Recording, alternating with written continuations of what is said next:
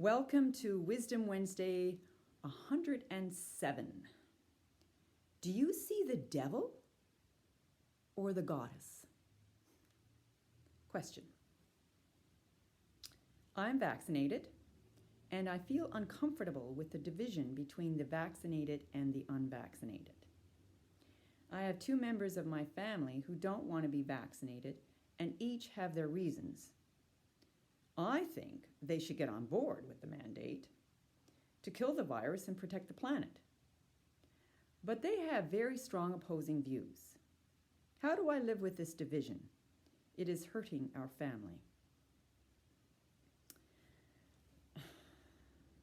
Okay.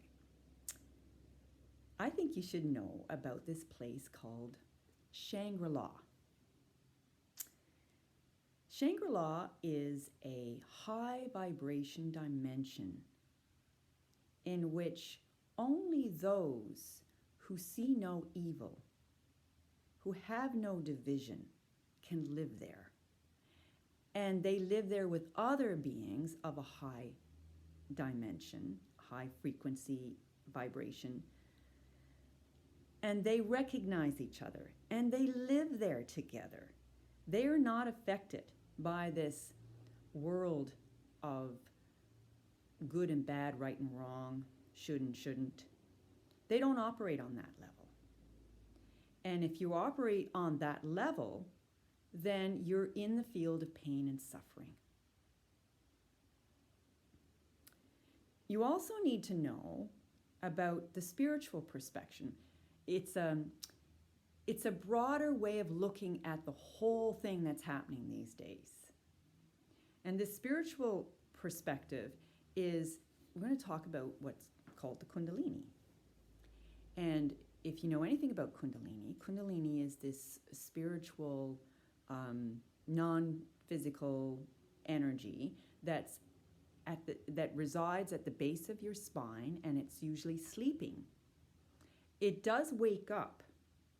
And when it does wake up, it usually wakes up when there's something very profound calling it. And the most profound thing is your intense desire to know your truth. Then it starts to rise, and it usually rises from yogic practices, meditation and yoga and spiritual activities and good company and high philosophy and all of that. So Kundalini can rise. And when it rises, its job is to clean out your nadis, your channels, so that you're able to raise your vibration to a higher frequency. And when you clean out those nadis and those channels, then you will be able to live a higher state of consciousness, which we call the vision of oneness. That's the unity consciousness. So Kundalini has a profound effect on us when our intention is for the highest. When Kundalini awakens in a more toxic body, which means if someone is in a lot of ego and they're addicts to different toxic substances, and they're polluting their body and they're polluting their mind, and they've got bad company and various things like that. And if she awakens in the middle of a toxic body, what will happen? She will roar. She will appear like the devil. She will move through the body and create very strong, spontaneous movements that may look dangerous. Now, she does the same thing through someone who's intending and understanding that the vision is towards the oneness. So she'll move, but her movements are more gentle and ethereal and easy to handle. But in a toxic body, she's wild, and she could appear very dangerous. If you see it from the ego perspective, and it's all about you feel like you're being threatened or hurt. Now, imagine that this Kundalini energy that is inherent in all human beings is now arising on Earth. And we've got Mother Kundalini sweeping through the earth in the form of all these different faces. And one face is the scary virus. Another face is the scary vaccine. The next one is the scary mandates that are coming out. And what else? Everything is scary. She has a face that is so scary. But what is she doing? If we really understand her, she's just doing a cleanup job. She's just opening up all the channels. She's, with every sweep that she's moving through the earth in all of these different faces, she's giving each and every one of us an opportunity to wake up. And what is that? What does that mean, to wake up?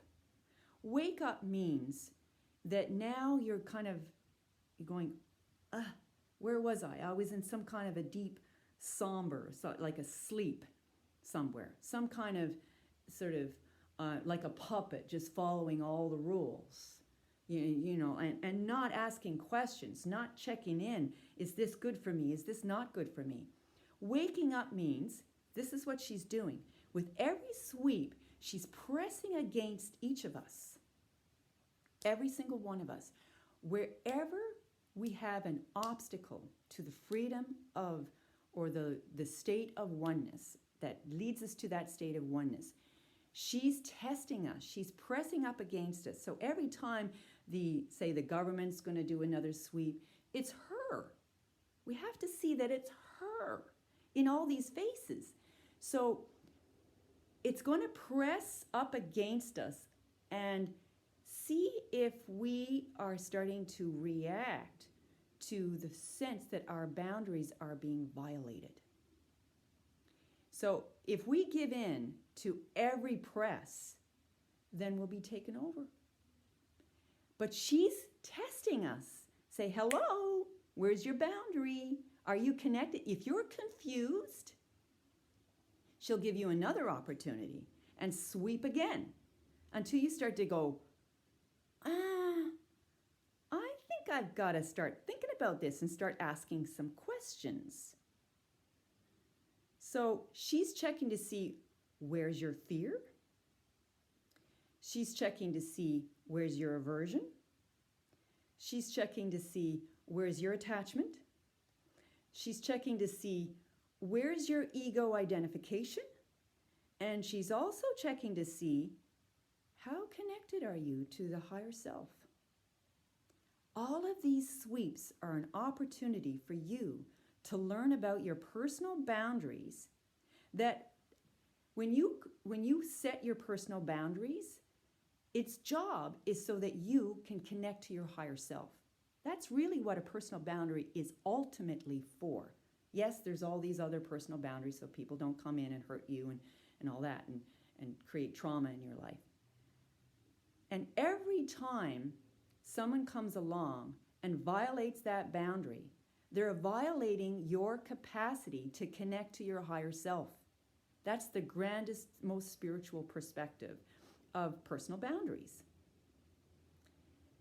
And so she's sweeping through the world in all these different faces. And in India, that goddess is called Kali, sometimes Durga. She puts on an ugly, scary face, but for a reason, so that you do not fall asleep anymore. You need to be scared to wake up. And that's what she's doing. So I bow down to the virus. I bow down to the vaccines. I bow down to the mandates. I bow down to every sweep she moves through. Why? Because she's there to support us. She's doing a cleanup job. And our job is to recognize her power, her feminine power, and raise our vibration, maintain our boundaries, and start to live in this place called the Vision of Oneness, otherwise called Shangri-la. And I'll meet you. If you want to join, we can all meet in this beautiful place called Shangri-la, where there is no division, there's no separation, there's no hate, there's no fight, there's no war. It's just this place of recognition of the truth as it's unfolding in front of us. See you next Wisdom Wednesday. Bye for now.